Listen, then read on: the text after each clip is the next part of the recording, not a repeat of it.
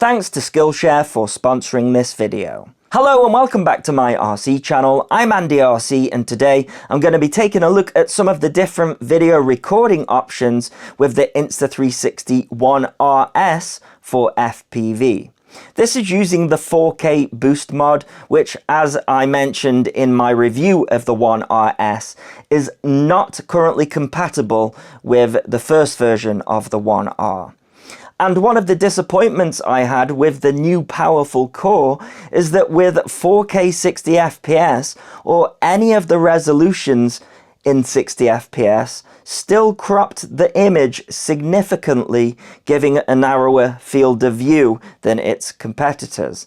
I also felt like they had taken a step backwards by only allowing any 60 FPS option, as well as the stabilization being hard-coded into the video. So there isn't anything you can do in post-production, whereas the previous One-R let you do that with all resolutions and all frame rates. But after more testing, I do think you can get good results out of the One-RS and the 4K boost mod. You just have to make sure that the camera is angled perfectly to match the angle of your FPV camera, which isn't as easy as it sounds because we are talking millimeter adjustments to ensure that we have enough of the sky in shot and not too much of the ground. Whereas its competitors with their wider field of view, you can kind of just eyeball it and get decent shots every time.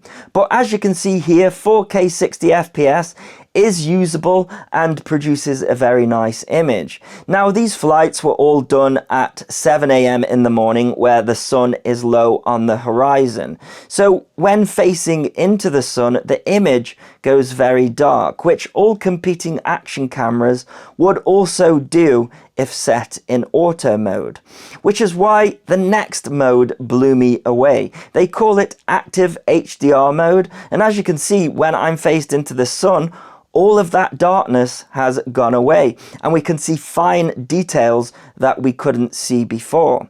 Sadly, this mode is only available in 4K with the frame rate options of 30, 25 and 24 FPS. So if you don't have a fast computer that would struggle to edit 4K footage, then you are a bit stuck. I suppose you could edit the video directly from the phone app, but for me, phones and tablets don't have a big enough screen to see finer details in 4K, and I'd rather be able to edit the footage on a computer with more flexibility as well.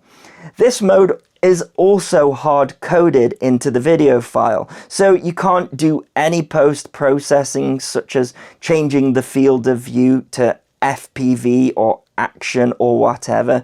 However, with 30 FPS, you do get the full field of view that this camera is capable of, with the caveat being that ultra-wide is the only hard-coded field of view setting that you can select. But despite all of that, I think this is my favorite setting. Now a word on the sponsor of this video. You might have noticed that I've not been uploading as many videos on the channel recently, and one of the reasons is I signed up to Skillshare. Because let's face it, the last couple of years have left many of us in need of a rethink. And there's a lot of awesome projects I've been working on in the background that I can't wait to show you. But they wouldn't have been possible without Skillshare. There's a huge library covering all sorts of subjects, but my favorite course is the Fusion 360 complete course by Michael Freeman, which teaches you everything that you need to know about making your own 3D printable components. Skillshare is ad-free, and the first 1,000 people to use the link in the video description or using my code AndyRC will get a 1-month free trial of Skillshare. Thanks to Skillshare for also sponsoring this video. This next option is called 6K Widescreen Mode, which essentially crops the top and bottom of the sensor, so you lose a lot of vertical field of view, but it retains the widest field of view that the camera offers. The resolution is 6016 by 2560, resulting in the standard cinematic anamorphic aspect ratio. I've personally never been a fan of this aspect ratio, especially for movies, because before large TVs were a thing, the black bars made watching films at home really annoying. I guess this has changed now, but in the case of cinema, they're not just cropping off the top and bottom of the camera sensor. They're using ultra-wide specific cameras that still retain vertical field of view.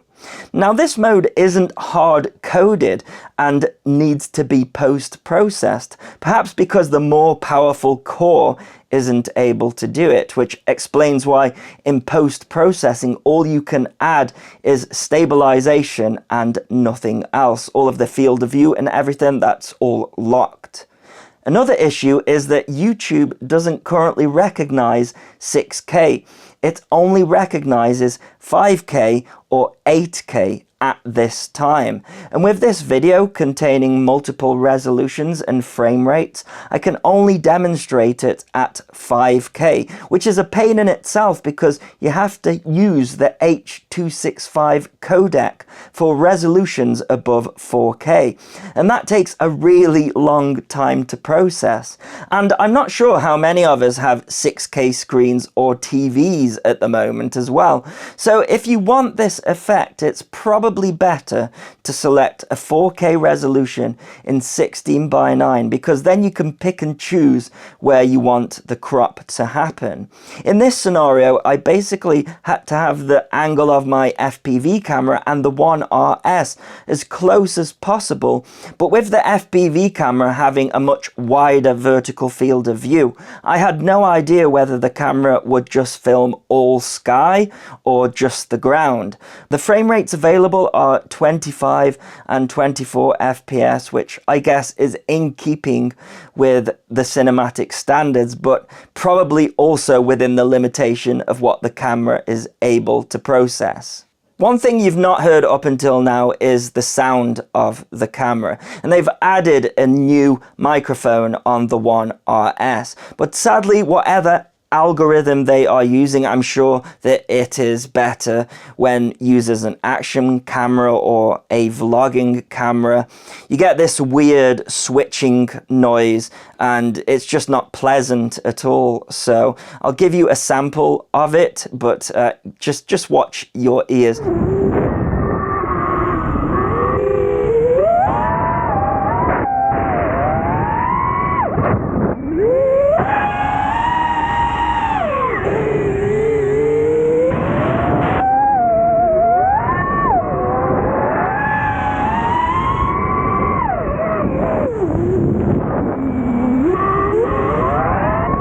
The previous camera, the first 1R, the microphone was actually really good for FPV if you like to include some of the motor sound in your videos.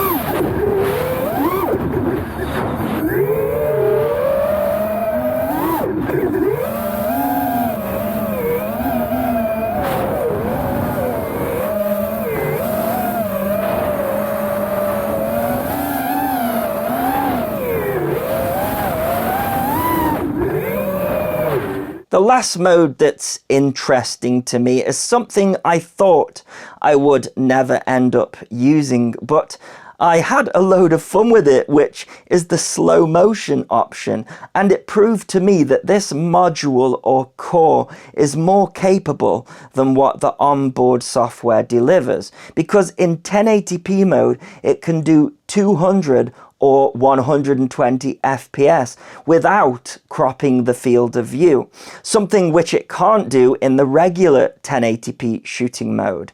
Now, we've all just been looking at 4K 60 and 5K 25 FPS, so 1080p is going to look pretty diabolical, especially as I use the vivid mode on the camera, which seems to over sharpen everything. But it gives me some hope that Insta360 can give us some kind of firmware update to improve the functionality of this camera.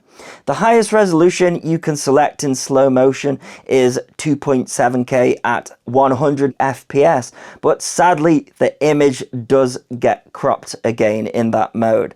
I have to say though, I was really amused at looking at all of the leaves and garbage being kicked up at slower speeds, and the 2.7K resolution provides a lot more clarity, with the downside of it having less FPS to work with when it comes to slow motion. So there you go, that is my deeper look at the various video modes and workarounds to make the 4K boost mod and the Insta360 One RS more useful in the FPV world. I'll put a link in the video description as well as a pinned comment if you wish to get one. They are affiliate links, so I get a small commission if you buy one from clicking on them. It's not a lot and it doesn't cost you anything, but I need all the help I can get.